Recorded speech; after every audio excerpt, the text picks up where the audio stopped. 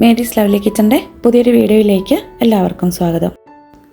നമ്മൾ പലപ്പോഴും അലമാരയിൽ നിന്ന് തുണികൾ എടുക്കാനായിട്ട് തിരഞ്ഞുകൊണ്ടിരുന്ന സമയം കളയാറുണ്ട്. തുണികളെല്ലാം നമ്മൾ കൃത്യമായിട്ട് മടക്കി ഒതുക്കി ഒരുമിച്ചൊക്കെ വെക്കുകയാണെങ്കിൽ നമുക്ക് അങ്ങനെ സമയം കളയാതെ പെട്ടെന്ന് തന്നെ നമുക്ക് എടുക്കാനായിട്ട് പറ്റും. ഏത് ഡ്രസ്സാണ് ഇന്ന ദിവസം ഇടേണ്ടതെന്നുള്ളതിന് നമുക്ക് തിരഞ്ഞ് സമയം കളയേണ്ട. നമ്മൾ ഇപ്പോൾ ഞാൻ ഈ ചെയ്യുന്നത് പോലെ ഇതുപോലെ അങ്ങ് മടക്കി വെക്കുകയാണെങ്കിൽ, ഇപ്പോൾ ഞാൻ ആദ്യം എടുത്ത് വെക്കുന്നത് കുറച്ച് ഷർട്ടുകളാണ്. അലക്കി മടക്കി വെക്കുമ്പോൾ ഇങ്ങനെ അങ്ങ് മടക്കി വെച്ചാൽ മതി. ഇത് അയൺ ചെയ്യാനായിട്ടുള്ള തുണികളാണ് ഇതുപോലെ മടക്കി വെക്കുന്നത്. ഇപ്പോൾ ഷർട്ടുകളാണ് ഞാൻ ആദ്യം ചെയ്യുന്നത്. ഈ ഷർട്ട് ഇതുപോലെ എടുത്തിട്ട് അതിൻ്റെ ഷോൾഡർ ഭാഗം രണ്ടും ഒരുമിച്ച് വെച്ച് ഒന്ന് ചുളിയാതെ ഒന്ന് മടക്കി വയ്ക്കാം. ഇതുപോലെ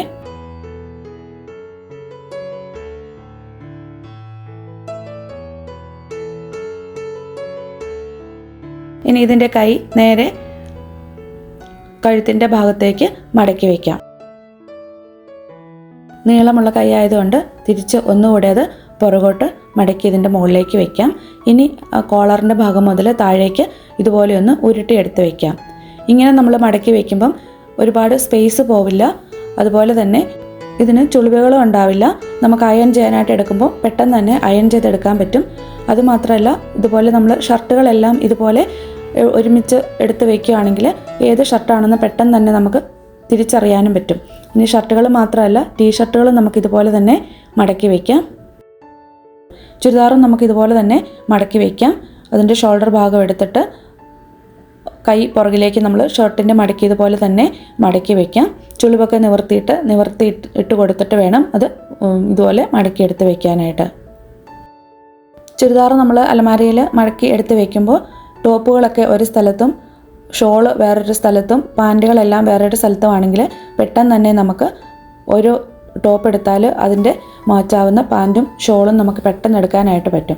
അപ്പോൾ അങ്ങനെയൊക്കെ വയ്ക്കുവാണെങ്കിൽ ഇതൊക്കെ തിരഞ്ഞ് നമ്മൾ സമയം കളയുന്നത് നമുക്ക് ഒഴിവാക്കാനായിട്ട് പറ്റും. തുണികൾ നമ്മൾ ഇതുപോലെ മടക്കി വയ്ക്കുകയാണെങ്കിൽ അലമാരയിൽ ധാരാളം സ്ഥലവും നമുക്ക് ലാഭിക്കാനായിട്ട് പറ്റും. സാധാരണ നമ്മൾ മടക്കി വയ്ക്കുന്നതിനേക്കാൾ കൂടുതൽ തുണികൾ നമുക്ക് അലമാരയിൽ അടുക്കി വയ്ക്കാൻ പറ്റും.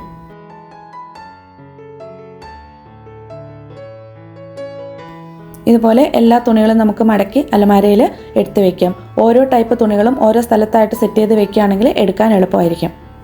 തിരഞ്ഞ് സമയം കളയേണ്ടി വരില്ല. ഈ ടിപ്പ് നിങ്ങൾക്ക് ഇഷ്ടമായെന്ന് വിചാരിക്കുന്നു. ഇനി നമുക്ക് നമ്മൾ അയൺ ചെയ്ത തുണികൾ ചുളിഞ്ഞു പോകാതെ എങ്ങനെയാണ് മടക്കി വയ്ക്കുന്നതെന്നും കൂടി നോക്കാം. ഈ ഷർട്ട് ഇപ്പോൾ അയൺ ചെയ്തെടുത്തതാണ്. ഇനി ഇത് നമുക്ക് ചുളിയാതെ എങ്ങനെയാണ് മടക്കി വയ്ക്കുന്നതെന്ന് നോക്കാം. ഇത് നമുക്ക് ഒന്ന് തിരിച്ചിട്ട് കൊടുക്കാം.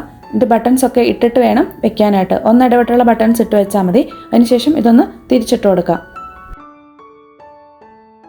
ഒരു കട്ടിയുള്ള ബുക്ക് ഇതിൻ്റെ കോളറിൻ്റെ ഭാഗത്തായിട്ട് നടുവിൽ വെച്ച് കൊടുക്കാം. എന്നിട്ട് രണ്ട് സൈഡിൽ നിന്നും ഇതുപോലെ ഒന്ന് മടക്കിയെടുക്കാം. അതിൻ്റെ കൈയും ചുളിയാതെ തന്നെ താഴേക്ക് മടക്കി വയ്ക്കാം. മറ്റേ സൈഡും കൂടി ഇതിൻ്റെ മുകളിലേക്ക് മടക്കി വയ്ക്കാം. അതുപോലെ തന്നെ ചുളിയാതെ കൈയും കൂടി താഴേക്ക് മടക്കി വയ്ക്കാം. ഇനി ഇതുപോലെ മടക്കിയെടുക്കാം. അത് ഒന്നും കൂടി അതിൻ്റെ മുകളിലേക്ക് മടക്കി വയ്ക്കാം. ഇപ്പോൾ ഇത് നല്ല കറക്റ്റായിട്ട് ചുളിയാതെ നമുക്ക് കിട്ടും. ഇങ്ങനെ മടക്കി വെച്ചതിന് ശേഷം നമുക്ക് ഈസി ആയിട്ട് അതിൻ്റെ ഇടയിൽ നിന്ന് ആ ബുക്ക് എടുത്ത് മാറ്റാം. ഇപ്പോൾ ഇതുപോലെ നമുക്ക് അയൺ ചെയ്ത തുണികൾ നല്ല കറക്റ്റായിട്ട് ചുളിവില്ലാതെ തന്നെ മടക്കി വയ്ക്കാനായിട്ട് പറ്റും. ഇതുപോലെ തന്നെ ടീഷർട്ടും അയൺ ചെയ്തതിന് ശേഷം ഇതുപോലെ നമുക്ക് മടക്കി വയ്ക്കാം.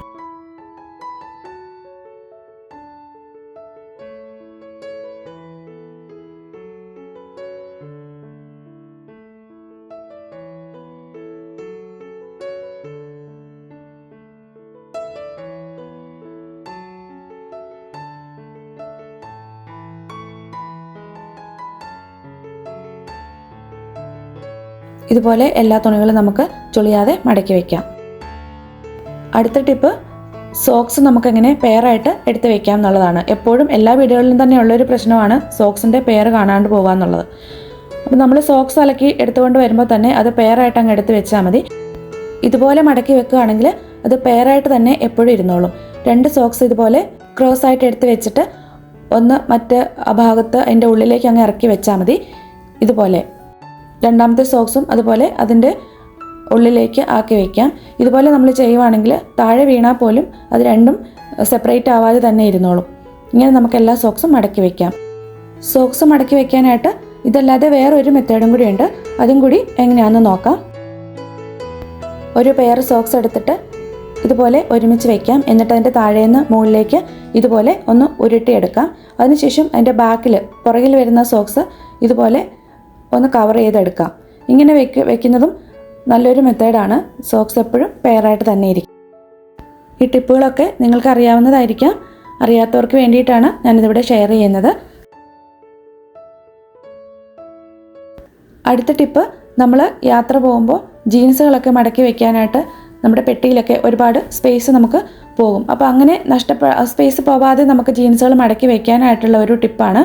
നമ്മൾ ഇതുപോലെ ജീൻസ് മടക്കി എടുത്ത് വയ്ക്കുകയാണെങ്കിൽ ഒരുപാട് എണ്ണം നമുക്ക് കുറച്ച് സ്ഥലത്ത് വയ്ക്കാനായിട്ട് പറ്റും. ഇതുപോലെ ഒന്ന് ഒതുക്കി മടക്കിയെടുക്കാം.